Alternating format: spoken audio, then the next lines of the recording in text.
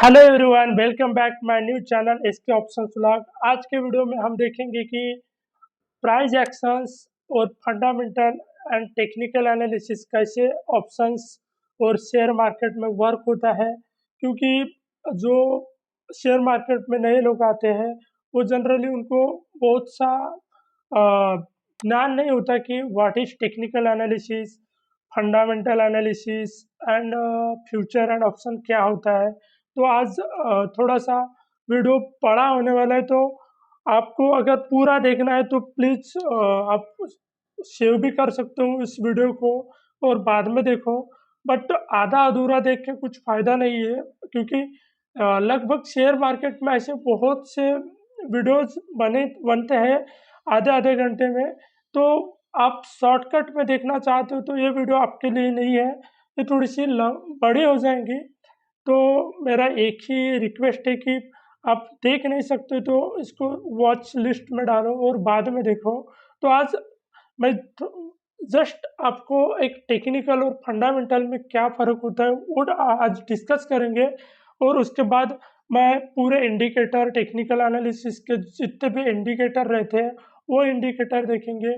उसके बाद हम इंडिकेटर को यूज कैसे करते हैं लाइव प्रैक्टिकल में, मैं यूट्यूब चैनल में मैं लाइव एनालिसिस करके दूंगा। क्योंकि आप टिप्स लेके भी अगर पैसा कमाते हो तो वो लाइफ टाइम आपको पैसा कमा के नहीं दे सकता।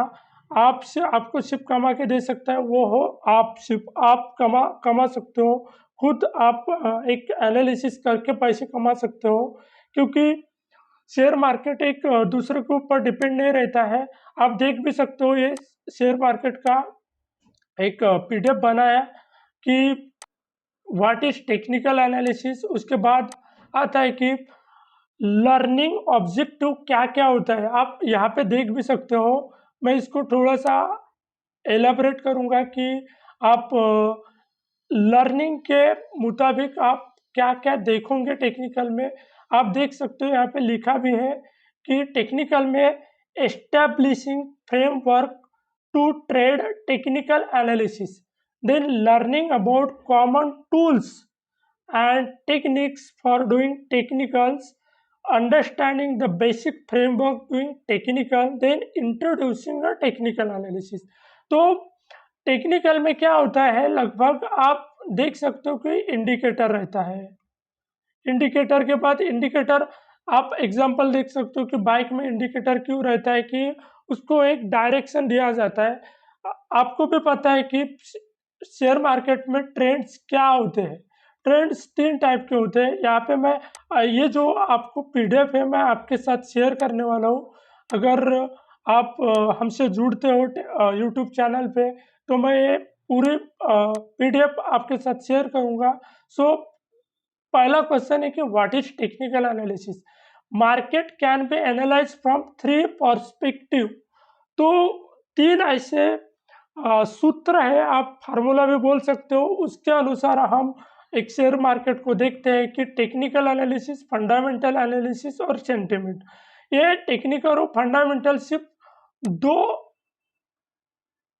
आप सिर्फ 20% ही वर्क होते हैं। क्या होते हैं टेक्निकल और फंडामेंटल, सिर्फ 20% वर्क होते हैं जब आप फ्यूचर एंड ऑप्शन में वर्क करते हो। और 80% आपकी साइकोलॉजी वर्क होती है। साइकोलॉजी इट मीन्स आपका सेंटिमेंट, आपका कॉन्फिडेंस कि मार्केट अप जाने वाला है कि डाउन होने वाला है, ये सब कुछ आपका सेंटिमेंट वर्क होता है। तो ये तीन फार्मूलेज है आपको एक शेयर मार्केट में देखने का है। तो आप यहाँ पे भी देख सकते हो एक टेबल बनाया हुआ है। फिर उसके बाद फंडामेंटल और टेक्निकल के जो डिफ्रेंशिएशन है वो किया हुआ है ये पीडीएफ में कि fundamental analysis is the work method to evaluate securities by attempting to measure the intrinsic value of stock। मैं ये पीडीएफ तो आपको पढ़ा नहीं से रहा, मैं अपनी लैंग्वेज में बताता हूँ कि ये आप टेक्निकल और फंडामेंटल में डिफ्रेंशिएशन कैसे करते हो। एग्जांपल, मैं एग्जांपल लेता हूँ टाटा मोटर्स का। आप स्टॉक लेते हो और टाटा मोटर्स का आप फंडामेंटल पता नहीं, अभी फंडामेंटल और टेक्निकल का डिफरेंशिएशन देखेंगे। एग्जांपल पकड़ लो कि जो फंडामेंटल के बेसिस के ऊपर कोई अगर स्टॉक बाय करता है तो वो बाय करता है, वो देखता है कि भाई इसका प्रॉफिट एंड लॉस क्या है। उसके बाद देखता है वो आदमी उसका कॉन कॉल। कॉन कॉल क्या होता है, आप अगर फंडामेंटल के नीचे से ऊपर तक आप इंटरनली जानोगे तो कॉन कॉल जब क्वार्टरली और एनुअली रिपोर्ट आती है तो उनकी मीटिंग्स होती है। जो भी सीईओ रहता है, जो भी इन्वेस्टर रहता है, एचएनआईज रहते हैं, एफआईज रहते हैं, डीआईज रहते हैं, उनका एक कॉन कॉल होता है, उनका डिस्कशन होता है कि जैसे एग्जांपल टाटा मोटर्स का आगे जाके क्या प्लान होगा, क्या प्रोजेक्टेड है, क्या रेवेन्यू आने वाला है, कितना उनके पास ऑर्डर है, ऑर्डर पेंडिंग है, एडवांसेस कितने हैं, वो कॉन कॉल में आता है। उसके बाद प्रॉफिट एंड लॉस, अगर एक आध कंपनी लॉस में आती है और आप टिप्स के अनुसार कुछ स्टॉक बाय करते हो तो आप उसमें घाटा करते हो, लॉस, उसमें लॉस हो जाएगा। तो इसके लिए फंडामेंटल में क्या होता है, पूरा जो जितना भी कंपनी का जो इंटरनली पार्ट्स है, इंटरनली बॉडी पार्ट्स है कि लाइक अपने बॉडी है, अपने बॉडी में किडनी है, लिवर है, हार्ट है, तो उनका वर्क कैसे होता है उसके मुताबिक ही हम चलेंगे, कितने दिन तक चलने वाले हैं।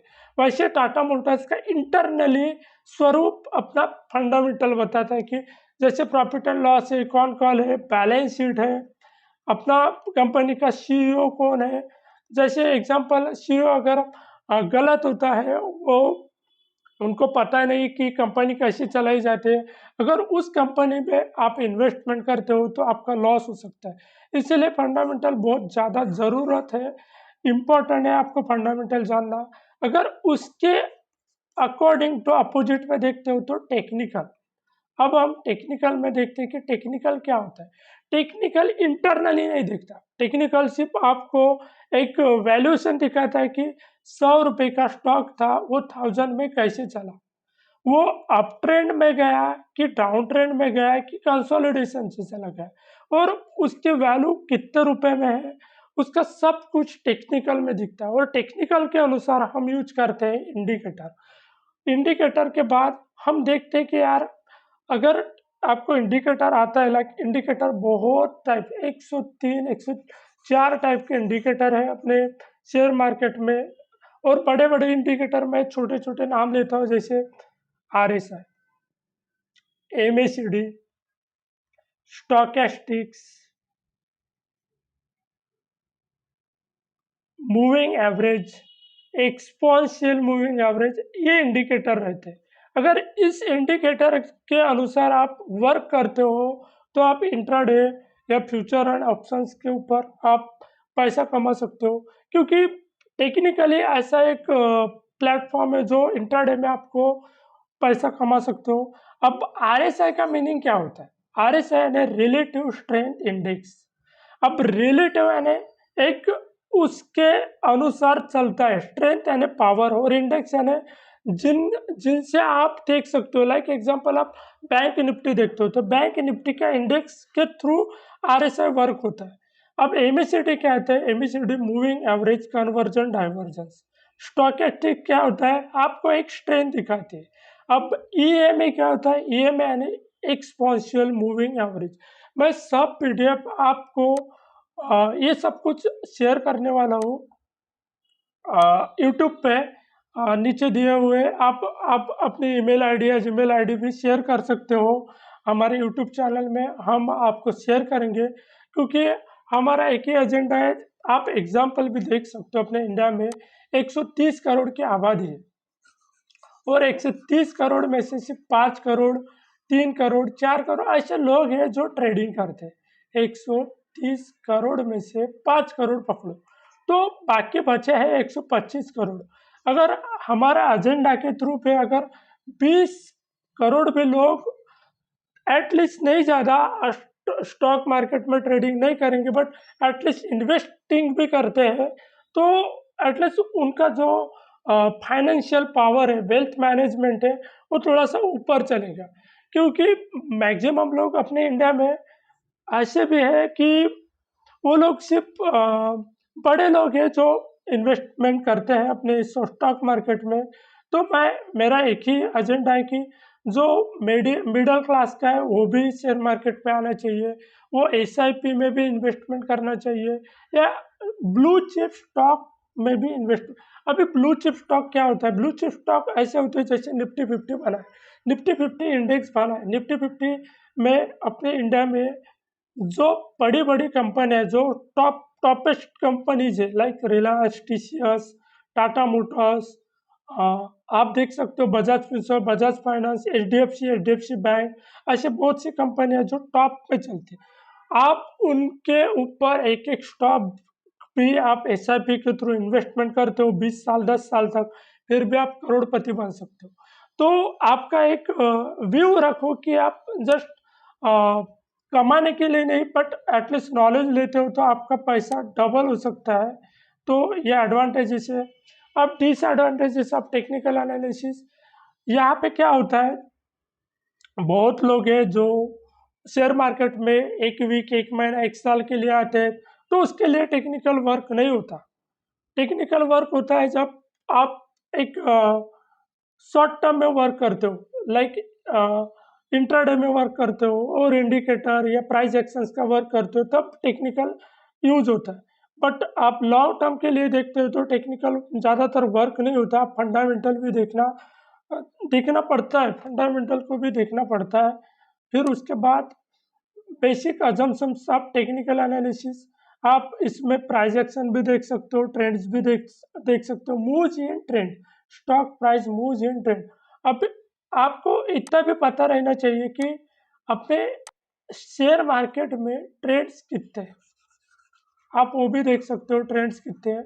मैं वो थोड़ा सा आज आपके इस वीडियो में शेयर करूंगा कि आप ट्रेंड्स कितने टाइप में आप देखो।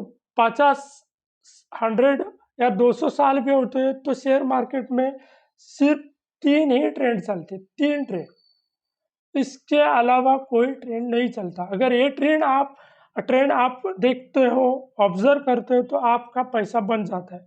बट एटलीस्ट आपको ये थोड़े से ट्रेंड भी देखना चाहिए।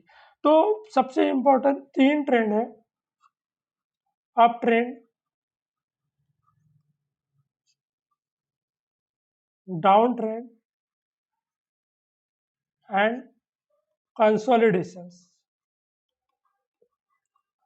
अब अप ट्रेंड है, ये तो सिंपल है, अप होता है, वाई एक्सिस है, एक्स एक्सिस है, ये अप ट्रेंड है। अब डाउन ट्रेंड किसको बोलते हैं? यही डाउन ट्रेंड, इसी में डाउन ट्रेंड आता है, और कंसोलिडेशन इसको बोलते हैं। फिर उसके बाद आता है सपोर्ट और रेजिस्टेंस। सपोर्ट कहाँ बनता है? जहां से मार्केट ऊपर जाता है, इसको अपन सपोर्ट बोलेंगे।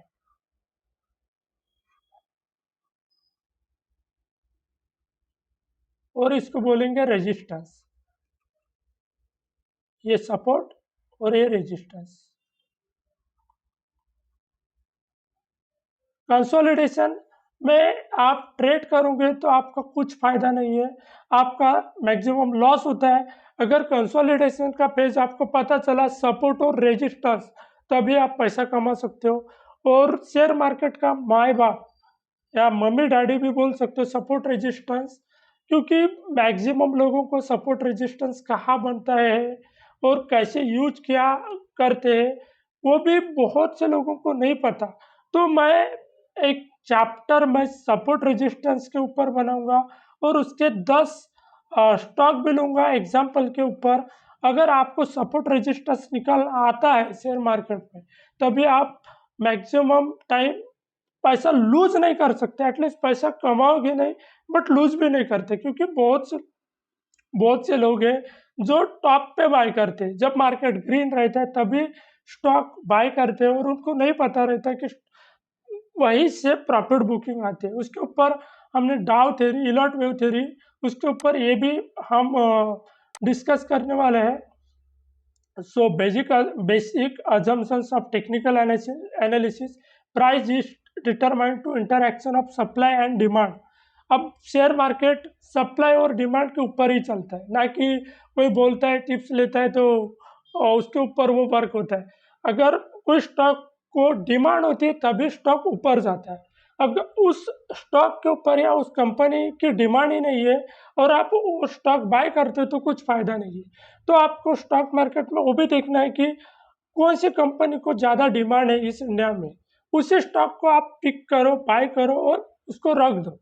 देन प्राइस डिस्काउंट एवरीथिंग, ये अगर वर्ड सबको पता रहता तो बहुत से लोग पैसा कमाते। प्राइस डिस्काउंट एवरीथिंग, मैं इसके ऊपर थोड़ा सा डिस्कस कर लेता हूँ कि ये प्राइस डिस्काउंट एवरीथिंग क्या होता है। एग्जाम्पल पकड़ लो। हेलो।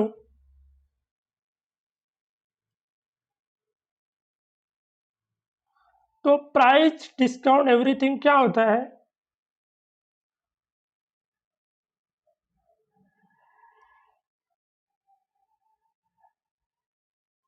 अगर एक स्टॉक होता है, लाइक एग्जांपल पकड़ लो आप आईआरसीटीसी या रिलायंस पकड़ लेते हैं। रिलायंस सबको पता है, जियो जियो का कंपनी है। जो छोटे लोग हैं उनको भी पता रहता है कि रिलायंस क्या है। तो एग्जांपल पकड़ लो, वो स्टॉक 100 रुपये का स्टॉक है रिलायंस, और वो जा रहा है लगभग 2000 में। तो मैक्सिमम लोगों को पता नहीं रहता कि यार 2000 से ये नीचे भी आ सकता है, ऊपर भी जा सकता है, क्योंकि उनको पता नहीं रहता। वो लोग टिप्स वालों को पूछते हैं या हमारे जैसे लोगों को पूछते हैं कि सर ये रिलायंस स्टॉक लेना चाहिए या नहीं। तो पकड़ लो कि वो लेते 2000 में और वो आता है 1500 में, और ताकि वो फंडामेंटली बहुत स्ट्रांग है वो स्टॉक, फिर भी वो एक कॉन्फिडेंस से वो ले लेते हैं और वो आता है 1500 में। तब जो बिगिनर लोग रहते हैं वो बाय नहीं करते यहाँ पे। तब ये फंडा वर्क होता है, प्राइस डिस्काउंट एवरीथिंग। जब 2000 में स्टॉक कोई बाय करता है, अगर वो 1500 में आता है तब क्यों बाय नहीं करते? क्योंकि शेयर मार्केट का ये बहुत बड़ा फार्मूला है। अगर फंडामेंटली स्ट्रांग होता है और टेक्निकली स्ट्रांग होता है और डाउन आता है तो वो एक अपॉर्चुनिटी रहती है, एक ऑफर रहता है, वो एक सेल रहता है। जैसे आप डी मार्ट में जाते हो या कोई स्टोर में जाते हो, सेल लगा हुआ रहता है कि यार वो कम रेट में मिल रहा है, तब लोग बाय करते हैं, प्रोडक्ट बाय करते हैं, बट स्टॉक बाय नहीं करते। So price price discount everything. जब 2000 का स्टॉक 1500 में आता है और 500 का डिस्काउंट लेके जा रहा है, तब स्टॉक उठाना चाहिए। इसलिए सबसे बड़ा इम्पोर्टेंट वर्क यही है कि जब एक आध स्टॉक आपको नीचे मिलता है तब बाय करो, क्योंकि वो डिस्काउंट के ऊपर वर्क हो रहा है। देन हिस्ट्री रिपीट इटसेल्फ, क्योंकि अगर आपको शेयर मार्केट में साइकिल पता नहीं है तो ये यूट्यूब चैनल आप कंटिन्यू करो, क्योंकि मैं जो स्टॉक मार्केट की हिस्ट्री है 1998 से या 1970 से चालू हुई है। आप झुनझुनवाला या हर्षद मेहता की आप स्टोरी जानते हो, वहाँ से चालू होता है। तो उसमें मैं इलॉट वेव थ्योरी भी मैं शेयर करने वाला हूँ। तो हिस्ट्री रिपीट इटसेल्फ ये मैं क्लियर करूँगा एक वीडियो के ऊपर। ऐसे बहुत से वीडियोस मैं शेयर करने हूँ इस चैनल पे। So please I request everyone, ये वीडियो बहुत बड़ी हो सकती है, तो मैं इस ये वीडियो को यहीं पे मैं स्टॉप करने वाला हूँ। और बहुत से लोगों को मैं ये पीडीएफ शेयर करूँगा अगर वो हमारे वीडियो पे आते हैं। और अगर कुछ समझता भी नहीं तो कमेंट करो, लाइक करो, एटलीस्ट हमें डिसलाइक भी करो चलेगा, बट एटलीस्ट कुछ आप एक्टिविटी दिखाओ, उससे हमें पता चलेगा कि यार एटलीस्ट हम कुछ तो कर रहे हैं। और आपको मैं ये पीडीएफ शेयर करूँगा। सो दिस वीडियो ये वीडियो मैं यहीं तक रखूँगा। थैंक यू, धन्यवाद, जय हिंद, जय भारत।